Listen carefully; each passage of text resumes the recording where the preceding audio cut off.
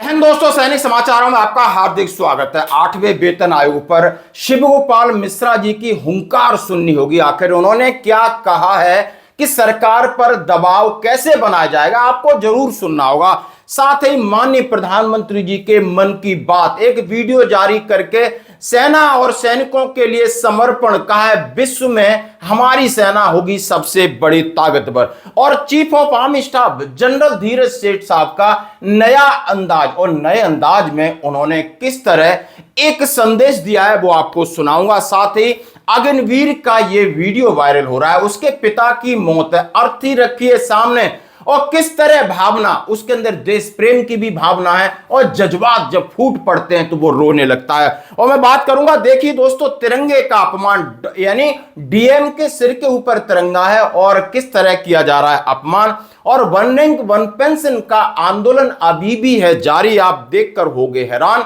और सीआरपीएफ ने अपना स्थापना दिवस कैसे मनाया। तो आइए दोस्तों, सबसे पहले मैं बात करूंगा 8th पे कमीशन की, और करूंगा खामोश मिजाजी तुम्हें जीने नहीं देगी, खामोश मिजाजी तुम्हें जीने नहीं देगी, इस दौर में जीना है तो कोहराम मचा दो, कोहराम मचा दो। हाँ जी दोस्तों, ये शिवगोपाल मिश्रा जी कह रहे हैं अपनी यूनियन के सामने कि सरकार से पे चाहिए, सरकार से पेंशन चाहिए, सरकार से अलाउंसेस चाहिए, तो बड़ा अब अंदाज बदलना होगा। इसलिए कह रहे खामोश मिजाजी, यदि आप शांत रहते हो तो आपको कोई जीने नहीं देगा, इस दौर में जीना है, यानी आपको कुछ हक चाहिए तो कोहराम मचा दो, सड़कों पे आओ, और उन्होंने कहा आंदोलन करना होगा।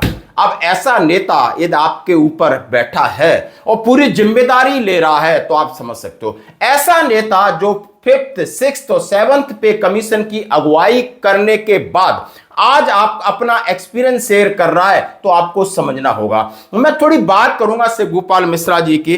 अब उनके पास वर्तमान में all India railway men's federation के महासचिव हैं, और हरदोई में एक बड़े प्रोग्राम में वो शिरकत की है, और क्या कह रहे हैं यानी अपने कर्मचारियों को।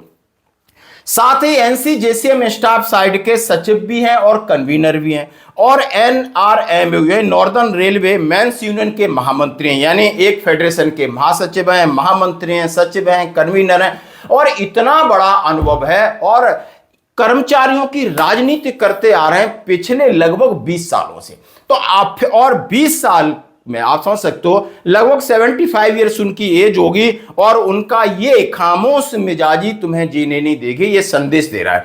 अब संदेश की बात मैं क्यों कह रहा हूं, मैं ये कह रहा हूं कि जैसे कि 8वें वेतन आयोग के साथ इनकी बात हुई, पहली मीटिंग में इन्होंने क्लियर कर दिया था हमें 69,000 मिनिमम चाहिए, फिटमेंट फैक्टर 3.833 चाहिए। अब इन्होंने कहा है इसके लिए जो भी हमारे सामने हमें तथ्य रखने गए आज के हिसाब से वो मैंने रख दिए। भले बेस हमारा फैमिली यूनिट था, हमारे खर्चे थे, यानी हमने 8वें वेतन आयोग के सामने अच्छे तरीके से उन्होंने अपनी चीजें रख दी हैं, और उन्होंने लगभग 50 पेज का एक मेमोरेंडम सबमिट किया था।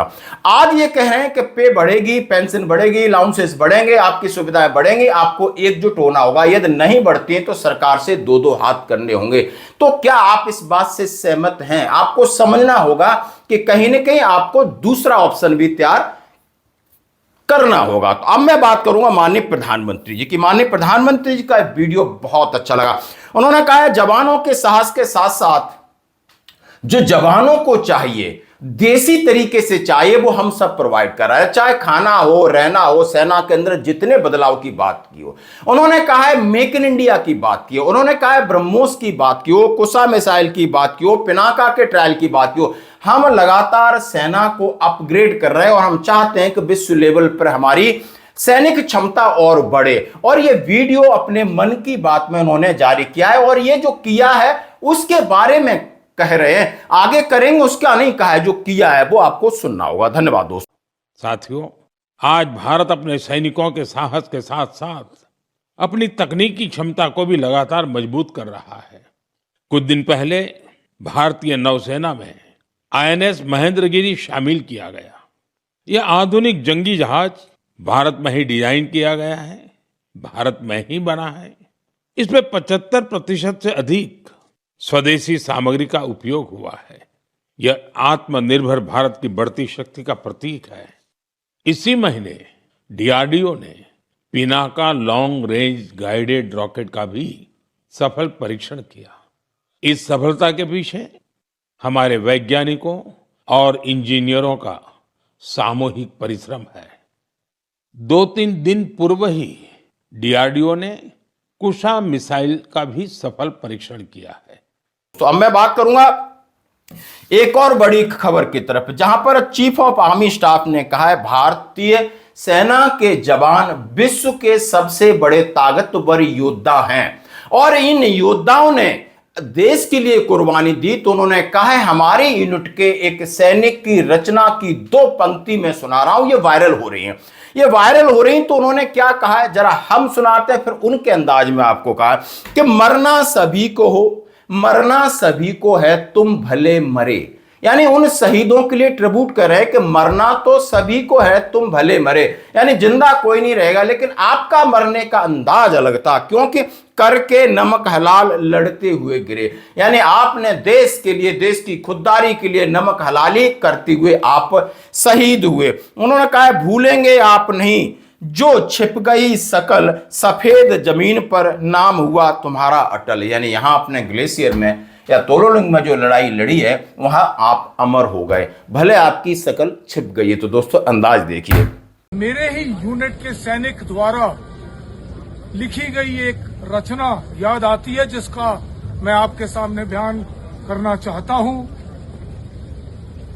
मरना सभी को है, तुम भले मरे, मरना सभी को है, तुम भले मरे, करके नमक हलाल लड़ते हुए गिरे। भूलोगे आप नहीं जो छिप गई शकल, सफेद जमी पर नाम हुआ तुम्हारा अटल। तो ये रचना इन सब वीरों के लिए इतनी सही है कि मैं सिर्फ इतना ही कहना चाहता हूं कि भारतीय सेना का जो योद्धा है वो विश्व में किसी भी सेना के सैनिकों से इतना बढ़ चढ़कर है कि उसका मुकाबला भी नहीं किया जा सकता। साथ ही उन्होंने हमारी सेना और सैनिकों की भूरी भूरी प्रशंसा की और आत्मबल, आत्मविश्वास बढ़ाने की बात की। सबसे अच्छी बात दोस्तों ये थी। अब मैं बात करूंगा एक अग्निवीर का, शायद उसको अच्छे तरीके से अभी फौज का पता नहीं, ट्रेनिंग अभी भर्ती होकर ट्रेनिंग पर गया और यहां उसके पिता की मृत्यु हो जाती है। उसके लिए एक बड़ा दर्दनाक क्षण होता है और वहां से उसको यानी 1100 किलोमीटर से वो छुट्टी आता है, सामने पिता की अर्थी पड़ी है, लेकिन इनका जोश, जुनून और जज्बा देख के सच बता रहा हूं मेरी आंखें भर आई।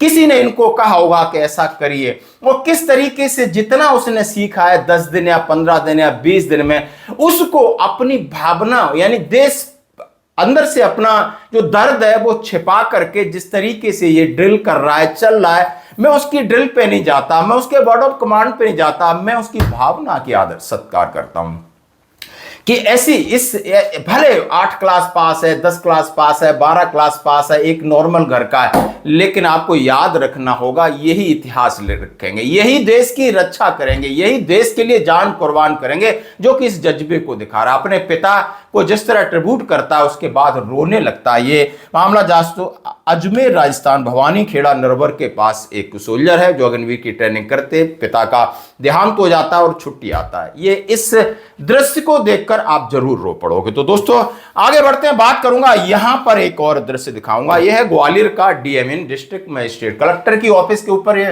राष्ट्रीय झंडा हमारा फहराया जा रहा है, लेकिन इन लोगों के इस झंडे के नीचे इस कार्यालय में, इतना बड़ा कार्यालय, शायद हजारों लोग यहां काम करते हैं, किसी को परवाह नहीं है झंडे की।